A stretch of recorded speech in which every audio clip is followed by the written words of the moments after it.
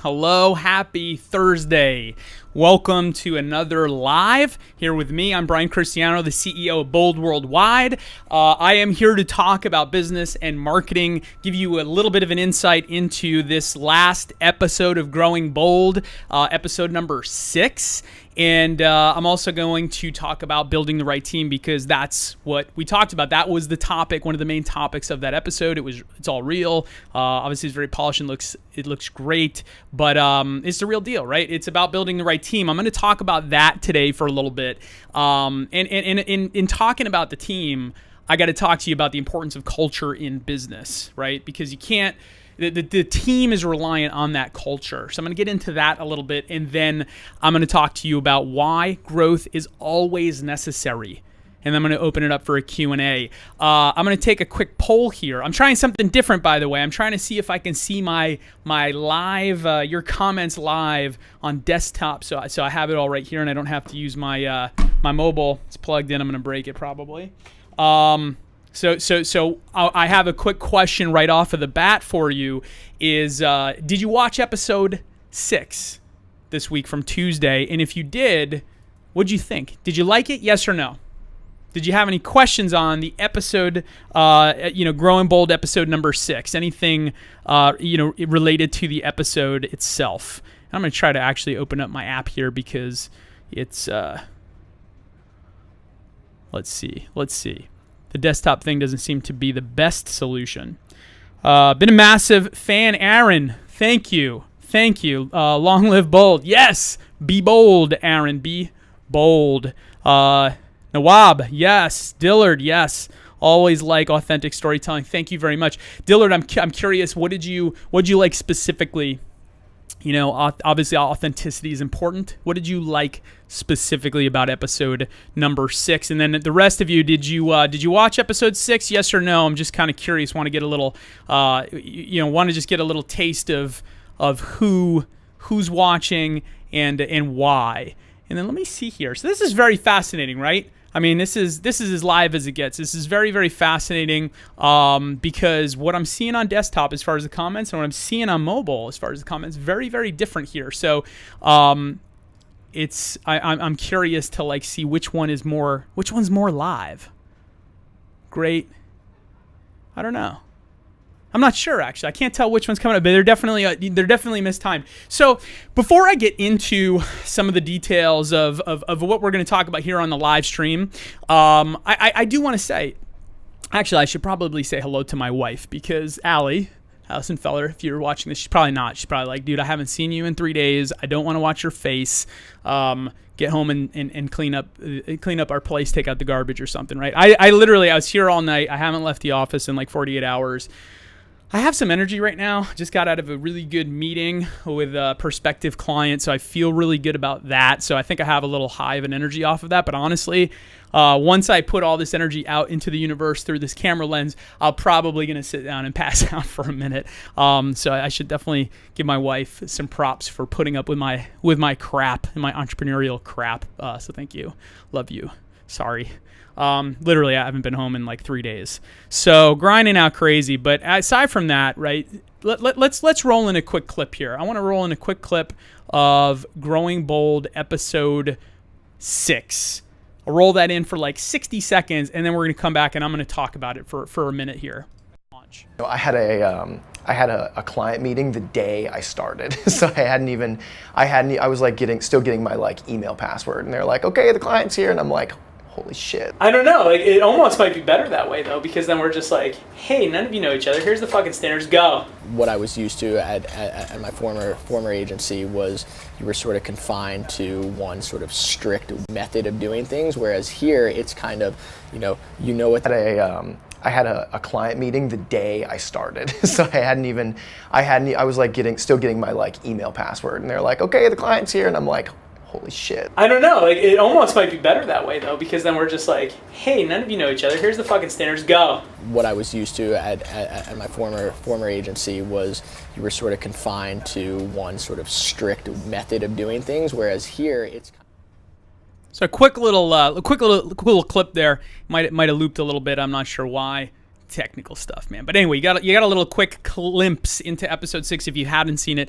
And the reason I played it back, even if you have, is I really want to talk about building the right team. Because at the end of the day, while I completely understand where people seeing me doing all this content and being the face of Bold and the face of all this content, and I'm sure people are like, this guy's a little bit of a narcissist. Look. Yeah, look, you got to be a little crazy, a little type A, to want to do this. I think you have to be a little bit insane, maybe, I don't know, narcissistic isn't the right word, but very insanely type A driven to want to be an entrepreneur, and then even more so to succeed in business, and to succeed being an entrepreneur takes even more of that. And so where I see, like, where I can understand how it maybe comes across is like, this dude's just trying to like toot his own horn. The truth is, if it's not about the brand, the brand is the story, right? And a really good story involves people. Like, when was the last time you heard a story about a company that didn't involve people that you cared about? You don't, right? I mean, that would be like me just telling you the facts of like, these are the services that we provide and what we do, and you wouldn't care. Just like if I'm going into a sales pitch, I have to talk about those. I have to talk about what we do, but more importantly, I got to talk about why we do it and where we're going and why what we're going to do as a company is going to help them grow as a company. Because if I just talk about the services we have as an ad agency, dude, nobody cares. And so when you're doing this kind of content, and for anybody that doesn't follow, doesn't know about Hank Norman, he was at 10X GrowthCon. If you know Grant Cardone, you know 10X, right? He's really been a big voice and an incredible guy this is what he does. He helps people grow brands and personal brands. And what he showed me was, look, before I started doing this, it was very disjointed. I felt like I was a brand. My company was a brand. I had a message to entrepreneurs. My company had a message about marketing. Where does that cross over? And the reality is it's all the same. Especially if you're an entrepreneur, especially if you're a business owner, it's all the same. Right? My motivations why I wake up in the morning is why this company exists. And my motivations for my personal drive end up becoming the motivations and the drive behind the vision of the company. Now, that doesn't mean that it's all me. What it does mean, though, is it's my vision. I'm the captain of the ship. Now, I got to bring on the right people to take it there. People that believe in my vision and what I'm saying as a person and what I passionately believe in emotionally. Find other people that believe that too, or are passionate about my beliefs, and go, yeah, you know what? I agree with that. I don't want to be an entrepreneur, but I want to work for somebody who thinks that way. Those are the people I want to hire. Those are the people that you want to hire. You don't have to be crazy and make your own video show and stay at the office for 3 days straight and not see your wife to be successful. Like, your vision of what your company, to be successful in your mind might be like super chill and relaxed or very corporate. And that's okay. Then you need to find those people who believe that's the way to do business. And so building the right team starts with that. Starts with understanding and getting comfortable and confident that, look, I know who I am, and therefore I know what my story is, and therefore I'm willing to tell it publicly and be open and honest, and I'm going to connect my personal brand, my vision, my passion with what my company does. That's what all this is. This live stream, the Growing Bold episodes, all the other little nuggets of content. It is, and that's why I'm the face of it, because I can't talk about our services and anyone give a crap. You got to know what I'm going through. You need to know what I'm struggling with, what I'm succeeding with, so that you get emotionally invested in the why, the reason, the human story. oh, there happens to be a business secondary, right? And that was the missing key for me, was really understanding how do I connect an ad agency with a human, me, myself, right? Without coming across as it's just about me. So it's not about me. It's just I'm a leader, dude. And I got to accept that. And that's cool. And I enjoy it. It's kind of fun, right? So to build the right team, you got to find people that believe in your vision, that understand, think similarly or the same, or see your way of thinking and want to get on board. And it all comes down to, in my vision, it all comes down to really motivating and inspiring other people. People want to get on board with people that inspire them. And again, you can get inspired in different ways. There's people who are super quiet who are very inspiring. You don't have to be bombastic to be inspiring. You might get a little more attention, but whatever your style is, it's just you. It's just the extreme version of whoever you are, right? And that becomes your business, and then that becomes the people that align with that vision, not necessarily the people that say the same things and do the same things, because they would just be an entrepreneur themselves as well. I need to find the people, and that's what I'm doing, who say, look, I want to be a part of something entrepreneurial, but I don't want to be an entrepreneur. Those are the people that I'm hiring. Those are the people, the 6 out of the 8 people that we've hired so far for these new positions and brought on board. And it's because I asked them the right questions up front. I'll give you the best. This is crazy, right? So as I am hiring Hank Norman, it's all the same. Dude, it is all the same. All the same. It is. Everything's the same. Your personal brand is the same. Your company brand is the same. Your personal mission, your company mission. Your mission in life is just a mission. The things you do every day are part of your mission. And if they're not, dude, you got to get in line with your vision. I'm getting off topic here. Thanks, get me fired up, man. Thanks for joining. Thanks for watching live. But let me talk about hiring process for a second, because it's the most antiquated bullshit garbage process I've ever dealt with. I've always been an entrepreneur. I took a couple of actual jobs where I worked for another company for a very short period of time. I think I've maybe totaled working for someone else other than I signed both sides of my check, right? I've maybe spent a year and a half total of my entire life where somebody else signed the front of the check for me, right? And that was only because I was getting out of a bad situation and I needed to kind of double up, right? But I've only really worked for myself. So I don't have the perspective of, well, I started in a corporate environment and this is how they do things and this is HR. I just kind of do things off of like, how do I want this? How would I want to be talked to? Like, how do I want to interview, right? And so the way that I come at it is insanely different than how most people, how most HR people, how most companies hire. Right? What's the process typically? This is the process typically. You post an ad. Okay, hey, I'm looking for an art director. I post it on websites that art directors might go to. I post it on LinkedIn and I list the qualifications and, maybe I say something dumb and quirky and then they submit. And I get, let me tell you, you know how many resumes you get now? You get 1,000 resumes and you go through them all and you read them, or at least read some of them. And you try to find, okay, I like this person. They're interesting. They have enough experience. They meet the criteria, and you end up with a pile. You take the 1,000 down to 100. And then what do? Either you or someone else at your company goes and you meet with all 100 people. You know how inefficient and quite frankly, dumb that is? Do you know how many of those 100 people, and I mean no offense to them, you know how many of those 100 that you filter down to actually like you would want to hire? Like 10% at best. So you're wasting 90% of your time. You know what I do? This is how I hire. And by the way, because I've gotten some comments in episode 6 like, yeah, but you're trying to grow too fast. You can't find the great people. Oh yeah, you can. Yeah, you can. You know how you do it? This is what I do. When someone applied for my job positions, we had a very straightforward screening process. Okay, great. Like they meet these criteria, great. They get put into the maybe pile. The people that are in the maybe pile got a questionnaire for me. And it said, I would like for you to answer these 12 questions to camera. And then I want you to upload the video either to Dropbox or to a private YouTube link and send me back the link. I basically did the virtual interview. And you know what happened? And this says a lot about people. This says a lot about the culture that we're in. It says a lot about business. What happens? 60 to 70% of the people decline because, and these are the reasons that I actually get. I prefer to come in person, and I think that it's rude that you've asked me to submit this on video. It should be in person. You know what you are?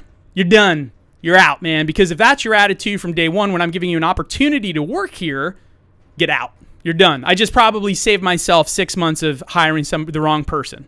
Okay, that's one. Two, I think it's inappropriate for you to ask me to do this on video. Great, you're out. You're way too uncomfortable. It's not professional. This is too unusual. I don't feel good about this. Can I please come in? Nah, dude, no. I asked you to do something. If this is the first request I've ever made to you as a human, and you're not going to do it, you're out. I just cleared out 70% of those 100 applicants. Now I got 30. I got 30 who respond. And now, here's the thing though, right? Because people go, yeah, but you know what? You're going to have people who aren't good on camera. I know. That's what I want. I'm not hiring journalists. I'm hiring normal people. So they're going to be nervous. They're not going to be a little bit themselves. They're going to stumble or they're not. I want to see how they get through that little mini interview where they got a list of questions in their iPhone. I want to see how they get through that. I'm not looking for them to be perfect. I'm not looking for them to be on-air talent. I literally just gave them a puzzle that they have to solve before I've ever spent any energy other than emailing them before. And of those 30% of the people that actually do it, half of them you can get rid of right away, right? Because you ask questions like this. Hey, what's the biggest problem you had in your current or past job? And you know how I can get rid of I can get rid of about 50% of the 30%? Is because half of those people immediately go, oh man, well, that's the reason I'm leaving my job because my boss isn't letting me do X, Y, and Z, and I'm not able to do this. They start complaining in question one. Dude, you're out. I don't even need to watch the rest of your interview. So now I've literally watched 20 seconds. I've spent 20 seconds on this person and I'm down, I'm out. Now I get down to 15 people who I now have some rapport. I've seen what they say. I get to hear how they're saying it. I get to see or feel their passion. Because you know what? They're going to have a lot. Out of the 12 questions, maybe 10 of them, they're just kind of answering because, again, they're not used to being on camera. It's weird to them. But there might be that one question where I just see a little spark in their eyes. They're like, oh, man, I really do. Art is my life. I love it. I just want to be a part of X, Y, and Z. And this is why I get passionate. Dude, come on in. Get in here right now. Can you be in tomorrow morning? That's how I hired. That's how I hired 6 people in a very short period of time at scale and got super high talent. It's filtering. You can do this in 2017 and HR departments don't do this. Companies don't do this. I honestly, I'd have never even heard of anybody doing this. That's how I was able to hire the right team. Now, here's the deal though. Culture is more important than skill. Skill can be taught. So if I'm hiring an art director, maybe they've got 3 years instead of the 5 I was hoping for. But are they hungry? Do they want it? Why do they want to work for Bold? Especially now that we're doing this content, because you can see who I am. You can see I'm freaking crazy. You can see I haven't slept in 3 days. Why do you want to be a part of that? What's the answer to that? That's the culture fit. Why do you want to be on board? Because, man, I worked at a traditional agency for the last 7 years, and yeah, man, I got to work on a lot of great accounts and great clients, but I don't have any freedom. I can't do the stuff I know that I should be doing for our clients because I'm boxed in. And I want the freedom. I want to work somewhere where we're not told what to do because it's mandatory. We're told that we're trying to accomplish something for our clients and to figure out how to do that. And when they say that, I'm like, oh, dude, you're in the right place. Let's keep talking, right? I want to know what motivates people. That's a question I mentioned in episode 6. This is a question I ask in person, not over the video. This is personal. What motivates you to get more? What if I hired you tomorrow? What's going to get you to come in day 5, day 50, day 150? When we're growing, you don't have all the resources maybe you had at the current company because we're smaller. I probably made a bad decision or two. Shit's hitting the fan.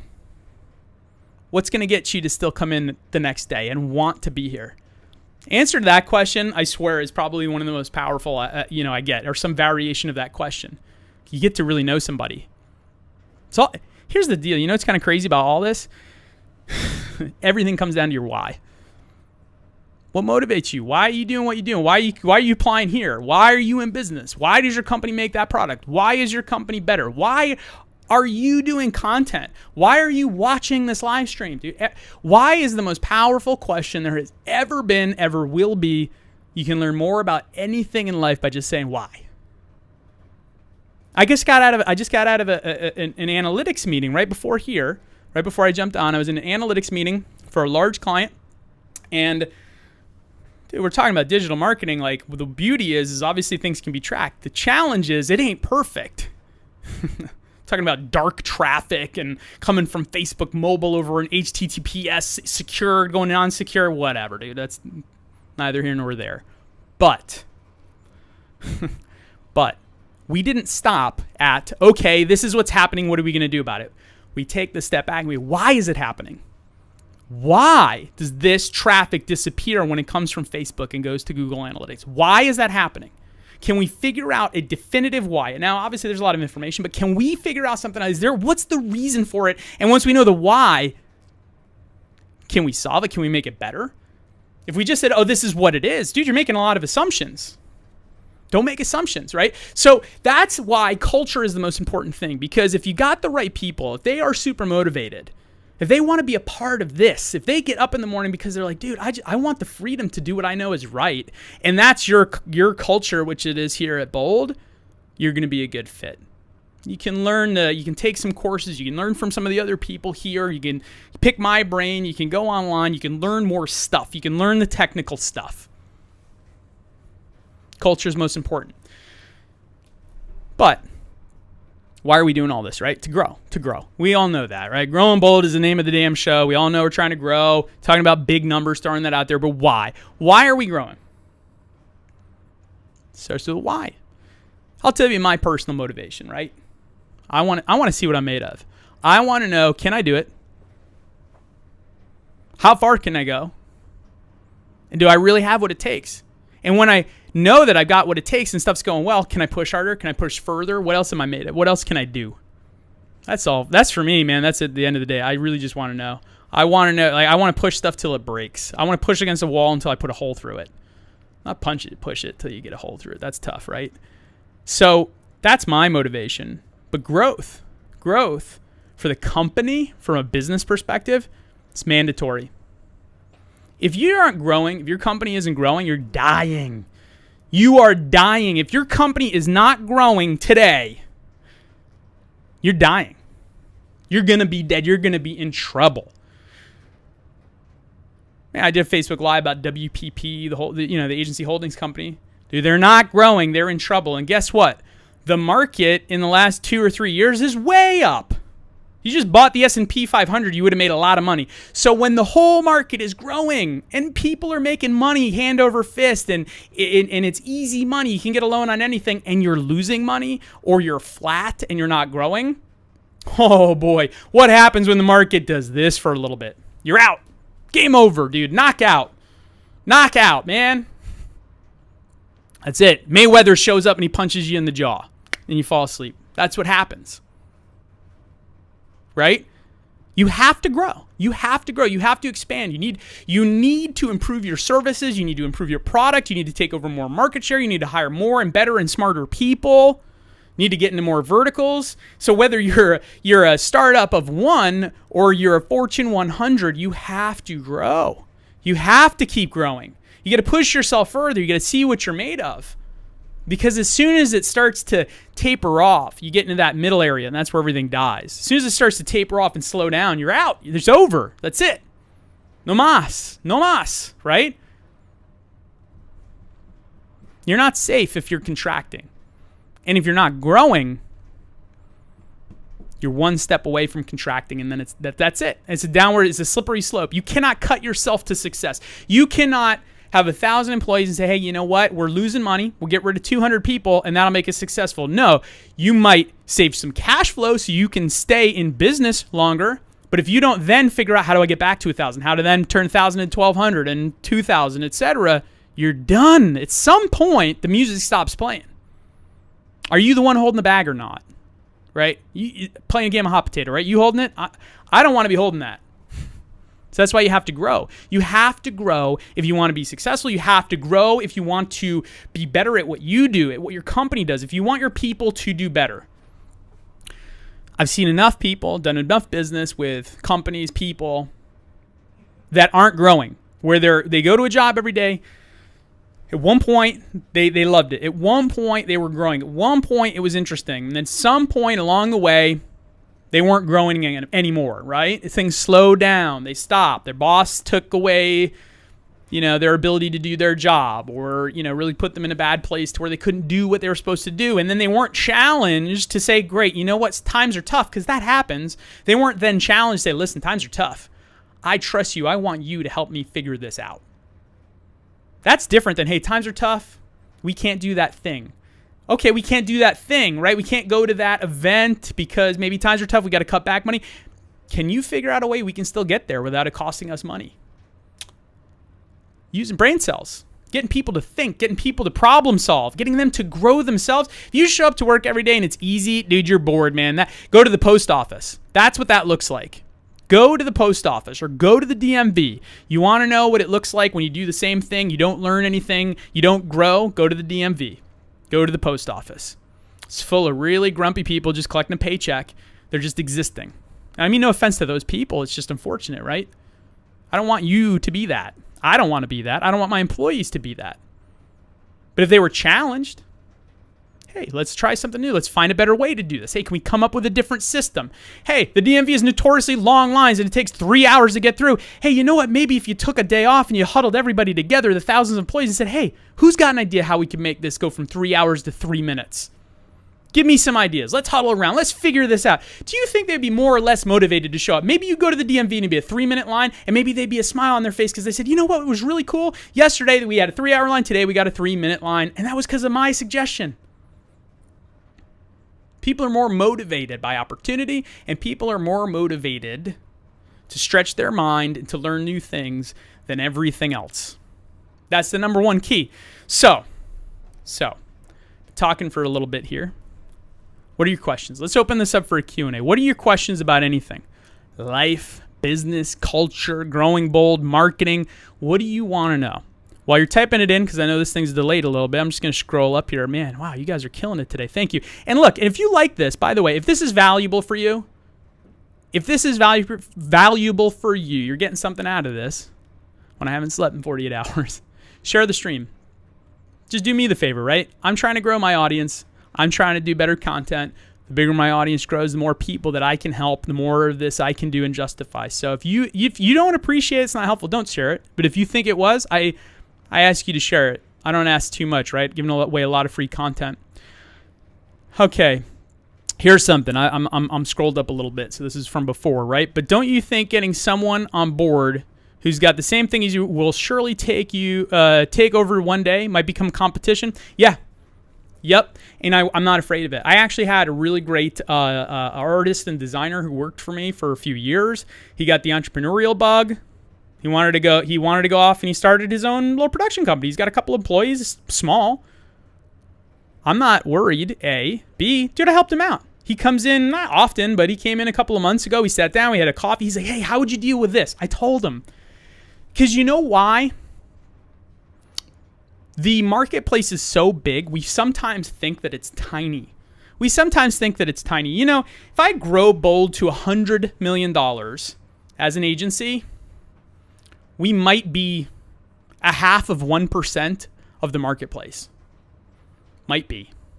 That's how big the industry is. So what am I worried about? Dude, there's plenty of pie. Go take some, man. Go take some pie, dude. There's so much pie for all of us, but people get in the mindset that it's some finite resource that, like, hey, if I take a piece, there's one less piece for everybody else. No, that's not true at all. Dude, the pie grows. That's the beauty of commerce. The beauty of business. The pie can be expanded infinitely. All right, I'm going to get caught up here. Okay, let's see. Where are we at? Loaded question. Alexi. I don't know how to pronounce your name. I'm sorry if I butchered that. Loaded question about growth. In a situation where you're showing the owner a potential for additional commission from $10 million and nothing is happening for months. Not clear on your question. Loaded question about growth. In a situation where you are showing the owner a potential for an additional commission, $10 million, and nothing is happening for months. So you work for a company. Let me get this right. You work for a company. You brought the owner of the company that you work for an opportunity where you said, listen, here's a potential situation, a business situation. Keep the Q&A. Keep the questions coming. Flow some questions my way, guys, while I'm answering this. Flow me some questions. Flow me some Q&A, business, marketing, strategy, how tired I am, whatever, man. What do you want to know? Let me get this straight though. Alexi, dude, I'm sorry if I'm butchering this. Just tell me if I'm right or not, right? You work for a company, you have a potential business opportunity you approach the owner for that might end up in a commission of $10 million, but nothing is going on with it. He's not pursuing it. You said, dude, I got a $10 million opportunity for you, and you're frustrated because the ownership isn't doing anything about it. Is that what's going on? Answer me that. Just clarify so I know that I'm answering the right thing. And I'm going to jump forward and I'll jump back to your question there. Simon, can you tell the story of your first paid video job? My first paid video job I made myself. My first video ever was a skate video. I was a skater, like rollerblades when it was cool in the mid 90s. Oh, I got a copy. Hang on. Check this out. Check this out. Apocalypse, man. Triborough Productions is the name of my company. VHS, man. This was me way back in the 90s, right? I wanted to make skate videos. I didn't know why. Like I was a skater. I realized I wasn't going to be pro, so I got a camera. I worked as a busboy. I saved up a couple of grand. I bought a video camera. I started filming. I was around a bunch of pros, and I was like, dude, I'm going to make a skate video. Why not? Let me do it.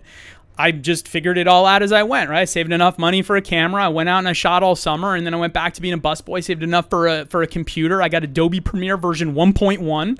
Dating myself a little bit. I'd never used it. I didn't even know how to edit, right? Like I just asked people like how to do this stuff. I started editing, and then I cold called Video Action Sports. You can still see it on there, right there.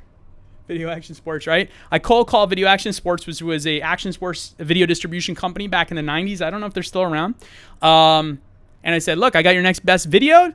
You're gonna take it. I was a 16-year-old kid, right? And they're like, send us a copy. We'll check it out. I sent it to them. They loved it. Here it is. This is the first one, right? So I sold this. I made like 40 grand by the time I was 17. So that was my first paid job.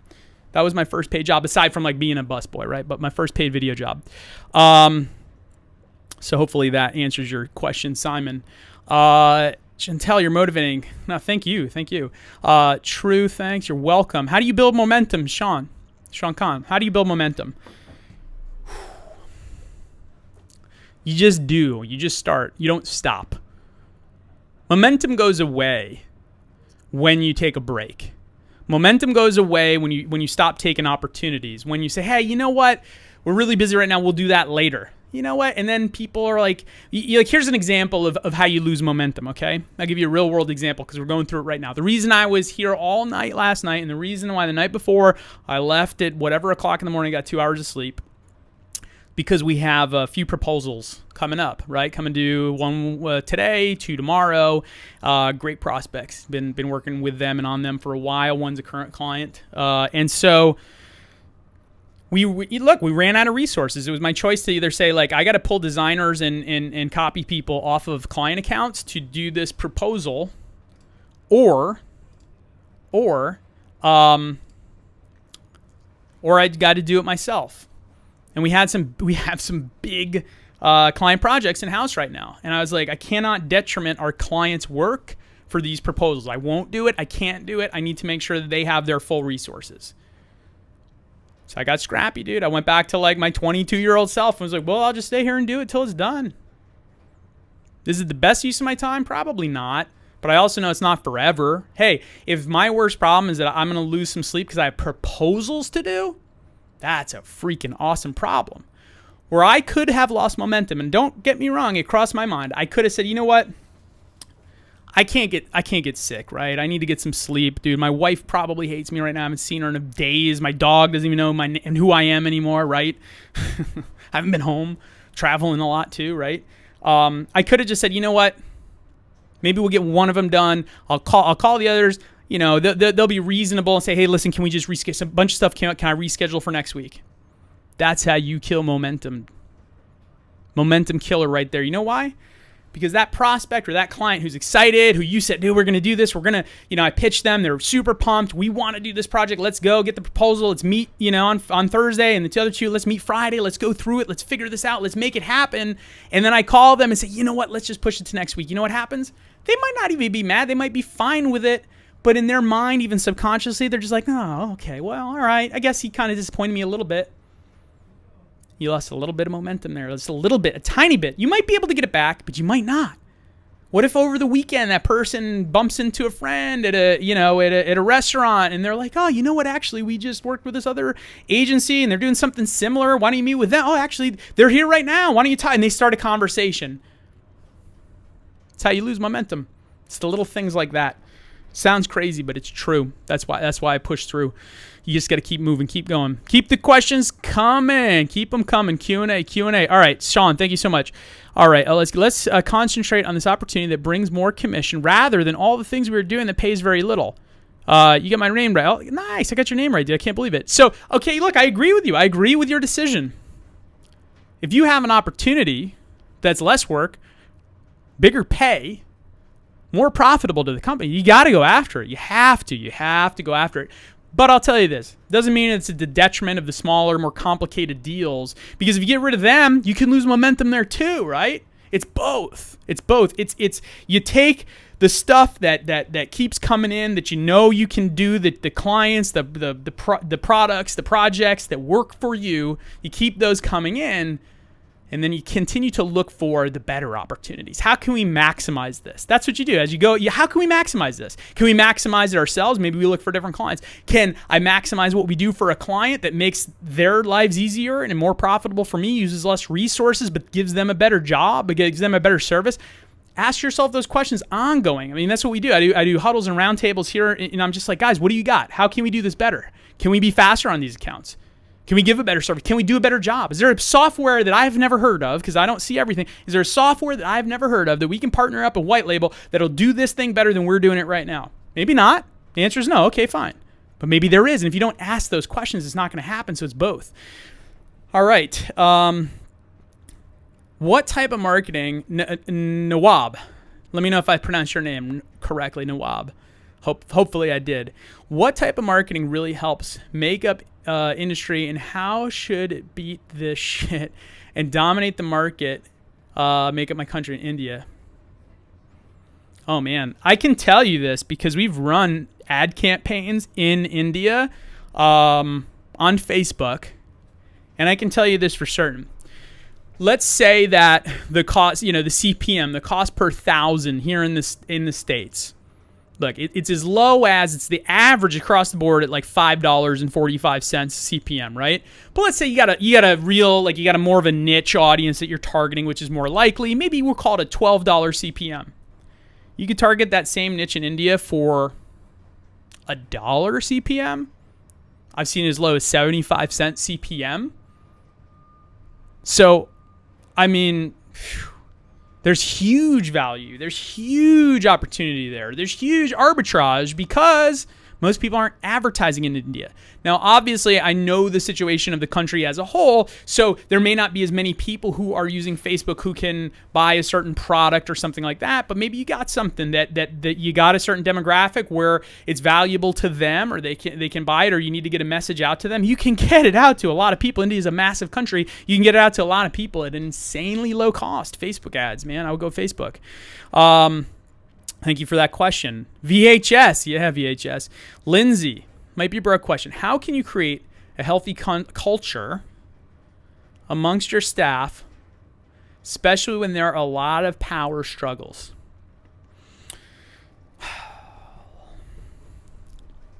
Healthy culture. Open the door for conversation. Open the door for conversation. Get everybody out from underneath the desks, out of the cubicles, out of the closed doors. Bring them out. Multiple times. Hey, all hands, everybody out here, get them onto the floor. Hey, what's your biggest challenge? What's your biggest problem? What do you like? What do you don't like? Let's go around. Hey, does anybody know how to solve that problem for this person? Get everybody integrated and involved, because what happens, I've even seen it at a small scale. Tiny, it's not bad, but I pick up on it every once in a while, right? Where that stuff gets toxic, where people just start to make assumptions, they kind of talk between themselves, right? They pass around little bits of information that are either not true, not complete, or they don't understand it, and it becomes toxic. And then people, starts rumors and stuff like that. So you know how you get rid of it? You pull everybody out and you go, look, okay, here's what we're doing, here's what's going on. What's your challenge? What's your problem? What would you fix? What do you need to be fixed? How can I help you? How can we as a company help you do your job better? and let everybody talk. And it might, I don't know the size of your company, dude, it might take days, it might take hours, it might take weeks, I don't know. But keep it going, opening the conversation, because what happens when you do that, people feel heard, 1. 2, you find out that Bob over here in this department can solve Susie's problem in this other department because, oh my God, yeah, I've dealt with that before. Hey, just do this. I'll show you how to do it in 5 minutes and solves their problem, right? Maybe not, but you don't know until you open that up. And I don't think most people really open up that level of conversation. Okay, I'm looking at the time here. Probably got another 5 or 10 minutes or so. So any other questions you've got? Marketing, business, general, whatever. Hit me up on here. I'm going to answer as many more as I can in the next 5 to 10 minutes. Nawab, thanks, Brian. What about which part should be focused on more from 7 P's of marketing and makeup, cosmetics industry? Which P of the 7 P's? Here's the thing, right? Like the 7 P's or whatever. I think that's like I don't know whose is the 7 P's. There's all sorts of little acronyms and stuff like that, right? I bet it's some book in school or whatever. Dude, I honestly don't even know the 7 P's. I have no idea what the P's are. You can list them out here. Maybe it's interesting. I mean, I'm sure they're all valid. Right? Product, people, whatever. I don't know what the 7 are. I thought there was like 3. You got 7 for me, right? What I would say is if you're marketing makeup, cosmetics, it's very emotional. It's very emotional. People want a connection to those products. They want to see other people that are like them or that they want to be like using those products. People buy makeup and cosmetics because they want to feel better. That's it. I wish it wasn't that shallow, but it really is, man. People just want to feel better. They want to say, hey, look, if I buy this, I'm going to feel better about myself when I walk outside, when I go see friends, family, husband, whatever, wife. That's it. So it's really about the emotional connection and really getting them to understand. I mean, look at, I'm sure you see the stuff that that industry here in the States has been one of the biggest, ad spenders of all time, right? Spend a lot of money because it's the emotional connection that they're trying to create. They're trying to get people to feel that, hey, look, if I buy this product, this cosmetic, this lipstick, this cover up, I'm going to feel better about myself. And here's the thing, you can argue both sides because people are like, oh, this so, the industry is terrible. It makes people feel bad. And while that is true, and I agree with that to a lot of an extent, you know what? Some people do feel better. Some people buy stuff and feel better, walk out, are more confident. Is there anything wrong with that? What's wrong is when they're trying to make them feel bad about their current self to make them then buy the product. That's where I think it's bad. But if your product helps people feel better, even if it's superficial, dude, who cares? Who cares? Everybody's superficial to some extent. Nobody wakes up and goes in their closet or their drawer and picks out a shirt and goes, this looks like crap, I'm going to put it on. You might not love it, but you recognize it, right? When you got something that fits well, you feel better. It's just true. So who cares? Okay, last few. Connor Malhervey. Dude is in the house. This dude is like the pro cyclist of all pro cyclists is in my news feed. Holy crap, my man. How you racing, man? I've been off the bike too long. Welcome. Thanks for joining. All right, let me see. Product, price, promotion. Yeah. Okay, I get it. Thanks, Clint. How would you market to anesthesiologists across the U.S.? I don't know specifically for that answer for that question. What's up, Connor, dude? What's up, man? I don't know specifically for anesthesiologists, right? Because I don't know the market. I don't have a client that is marketing directly to them. But I will just tell you, like, the easiest way to figure it out, and you can definitely target them on LinkedIn, right, by profession. You can definitely target them even on Facebook by profession. It's going to be a little less accurate on Facebook, I'll tell you that, as most everybody thinks is the most accurate. For that kind of stuff, like job titles, it's not always 100%, right? But there's a lot of anesthesiologists, I think, so you probably get a lot of them. But what I would say is I wouldn't even go the digital route yet. Maybe it works, but what I would do is I'd take a step back. I'd do a little bit of R&D, a little research, and say, look, where are anesthesiologists spending their time? Where are they? And can I get in front of as many of them as possible in a condensed state? Do they all go to a couple annual conventions where there's thousands of them there? Can I get a speaking engagement? Can I do a sponsorship? Can I meet them in person?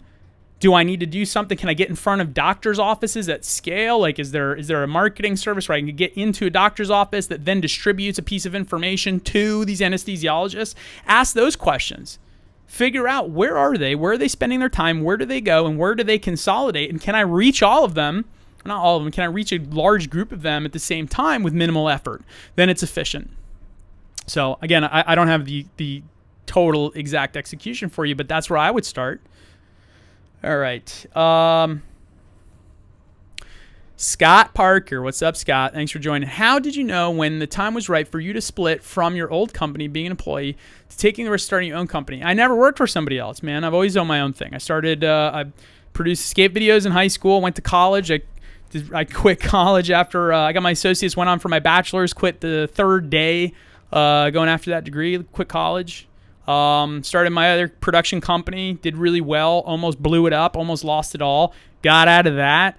And then I had to buy my business partner out in 2009 because I wanted to start an ad agency, and we were not in lockstep with that. We weren't in the same belief system that was what we should do. And so my choices were to continue doing what I was doing, lose equity, just give in, or say, well, then you know what, I'm going to have to buy you out and I'm going to move on and do something else. And that's what I did because I wanted to take all the resources from the production company. And I worked for a couple of places in the middle when I was having some tough financial times. I almost blew up my first company in the early to mid 2000s, but very, very short period of time. So never worked for anybody. I've always been an entrepreneur. Okay. All right. Does transparency always equal mutual trust amongst your team? How can I elicit passion and drive out of my employees? How can I make them see and share my vision? You know, I would say yes, but not 100%.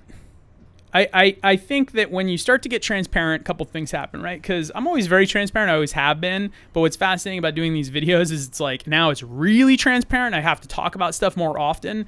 And while I think the vast majority of people will get on board with it, you definitely open up Pandora's box to where people, you cannot, here's the thing, right? As a business owner, as an entrepreneur, you can never give 100% visibility in the company. And not because you don't want to. Because if I literally sat here and said, well, hey guys, if we hire this person, here's the 400 other considerations I have to make in a split second. Because when we hire that person, we're going to need another computer. Do we finance that, or we do a cash outlay? And well, okay, now that's actually going to put an overload on our switch. I got to bring our IT guys in, which is going to cost me $185 an hour. And then we got to make the decision to do a 10 gigabit Ethernet in our server. Oh, you know what? And when we do that, then we got to upgrade our cards, and that's a $10,000 fee. And then you know what's going to happen there? We're going to have to cycle down the server on a Friday afternoon, and we might lose a little uptime on Monday, which means we're going to lose about 3 hours of work on Dude, if people even knew how much crap you need to take into consideration running a company or being an entrepreneur, they would just be like, wow, dude, why do you do this? Right? And so I think when you start to be transparent, it's very good, or you should always be transparent. I am. But just know this. Because people will, if I say, hey, here's the next 2 steps, here's where we're ultimately going, and here's the next 2 or 3 steps that we're going to take. People go, okay, great. And obviously, we have very smart people here, so they know what's going on for the most part. But people just see the 2 or 3 steps that you're talking about. They don't realize that when I say step 1, 2, and 3, my steps 1, 2, and 3 that I'm telling them are more like step 100, 500, 2,000. Because between each one of those steps, I'm making a zillion little tiny steps and considerations and decisions that I literally wouldn't even have time to explain that those are all decisions and considerations, right? At this point, I've been doing business long enough to where a lot of it's just intuitive. I don't even think about every step. But so what can happen as you get more transparent is people just start making assumptions. Oh, okay, hey, well, we did this once, so let's just do that again. Oh, we discounted this before, let's just discount it again. You're like, well, no, because the reason we discounted it is because that client, I know that they're really going to turn into a 4-year account, and over the course period of time, we're actually going to make a net profit, but we won't until year 1.5, so I'm willing to take the discount. But if you do that on every account, we're going to lose money. Whew.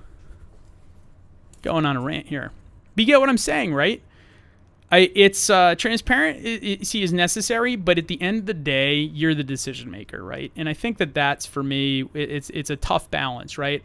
I keep reiterating every Monday morning. I do like a 10-15 minute huddle where, hey guys, this is what went well last week. Here's any announcement or thing I need to bring up, and then reminding everybody where we're going, why we're doing what we're doing, what the priorities are, man. It's about results, like for us and for our clients. Let's keep focus on that. Don't get caught in the weeds. Don't get caught in the weeds. I just hammer it home, hammer it home, hammer it home. Why are we trying to grow the company? This is what's going to happen when we do. Hey, guys, you know how you keep saying that we need another creative director. Yeah, dude, you know when we get that? When we grow. So help me grow this, and we can solve that. We can get that person in, and then your jobs get better. We do even better work, right? So then they're like, oh, okay, you know what? That makes sense. Let's work a little harder so we can make those things happen. But again, at the end of the day, people probably, they're going to glaze over all the little micro details that you have to make decisions on. And so at the end of the day, look, you got to be transparent, but then you also at some point just have to go, you know what, this is just a decision. Let's move forward. I appreciate it. Love it. Thank you. Maybe the next time I'll go your way. And that's it, right? It's a balance. It's a balance. And it's not being mean. It's just, dude, there's limited time in the day, right? All right. Connor. Love your stuff, Brian. We're listening. Nice, man. Thanks, dude. Thanks. It's been a while. The last time we rode was out in Tucson. I was actually in shape, probably 15 pounds lighter. I got to get the bike back out. Well, listen, I appreciate you. I appreciate you tuning in. Let me see if I can do this. Okay, cool. Boop, graphic. I appreciate you tuning in, and it's been fun. It's been fun. I'm very grateful for you taking your time. It's a Thursday in the afternoon, and you're watching this. You're engaging. I hope that some of you communicate with the others that are communicating. If you see somebody that either you got an answer to that I didn't get to, dude, jump in. If you see somebody that is an industry that you want to do business with or you want to network with, use this as an opportunity. Everything's an opportunity. Everything's whatever you make it, right? You can make this just a distraction at 1:30 in the afternoon on a Thursday. You can make this productive. You can get something answered. You can learn something. You can network with other people, like-minded people. Take advantage of it. I ask you to, right? And look, I just stay passionate. I really thank you guys for all the messages. This has been a fun trip, and I'm excited to just keep pushing, keep taking Bold to another level, keep taking this content to another level. I'm going to sign off in a second here, but do me a favor. If you're still watching, you got this far, obviously you're passionate, right? Tell me, what's the stuff you want to see next time around, whether it's next week or in a few weeks. What do you want to see? Whether it's growing Bold, whether it's in the live stream, whether it's just general content, what do you want to see? What is it that I can talk about, do, show, give you insight to, show you behind the scenes of, that would be helpful for you as a business or a person or an entrepreneur or just be interested in? Answer that. Throw that in the comments. Tell me. I will look at this later, probably tonight on my way home. God, Allie, baby, I'm coming home tonight. I am. I swear. Comment. Let me know. What do you want to see? What is helpful for you? What is valuable for you? I can't do this without all of you, so or I'd just be talking to a lens and it'd be really weird. So I thank you, but help me improve this. Tell me what you want to see. Tell me what you want to know. Tell me what you want to learn. Tell me the behind. What do you want? What can I do? This is the fun part. This is all real. Like, our stuff looks polished, obviously. It looks freaking insane, right? Cinematographer, my producer, my editor, they're killing it. But it's all real. We can make stuff look awesome. And it's still true. It's still real. So I have the ability to do whatever I want. I'll leave you with this. Think about this, okay? You know what's exciting about doing this content? Obviously, I'm able to connect with so many people. I've had incoming business inquiries in just the first 5 weeks, which is insane. I honestly thought it would take like 18 months, 24 months before like someone would care that much to say, hey, like, let's get on a call. It's happening. It's happened already a lot, way more than I could have ever imagined, right? So I'm grateful. I'm happy we finally pulled the trigger because there's legitimate payoff. But you know what's kind of cool about this? I think what I'm fascinated about in life is just solving problems. It's fun. It's fun. And being an entrepreneur, running a business, it's just one big problem. It's not one big problem. It's one big problem with about a bazillion little micro problems and 1,000 little pieces that are shattered all over the place and hidden in different compartments and areas around the world, and you got to go find them. But it's cool, right? That's what keeps me engaged. That's what keeps me learning. That's what makes this fun for me. And you know what's cool? We have a lot of great clients. We do some beautiful work, killing it for a lot of people. You know what's really cool, though? I got to tell you, about doing our content, I can do whatever I want. You know, those cool, crazy ideas that we pitch, we're like, oh, it'd be wild if we did. I can do them at any point, at any time. And so it's a completely blank canvas for myself, for my company. So I want to know, what do you want to see? What's cool? What's different? What haven't you seen? What do you want to know? What do you want me to get into? What's helpful for you? Are there topics? Just let me know. Hit me up. It doesn't have to be live. I'll look at this tonight, and I'll keep a list. And if they're valuable, if they're good, I'll see if I can work some stuff in. So listen, I got to wrap this up. I thank you so much for watching. I really do. I genuinely appreciate your time. I hope that when I end this, or when you finish watching this, if you didn't watch it live, go out, do the stuff. Like you're sitting here watching this, which is awesome, and I appreciate it. Go out and take some action. What's the thing that you're trying to build, do, experience, see? Go do it. Close this stream. Go do it. Go live a little, right? Live some life. It's not always easy, man. So enjoy it when you can. Go do it. Go be passionate. Be bold. Have a great day, and thank you so much for tuning in.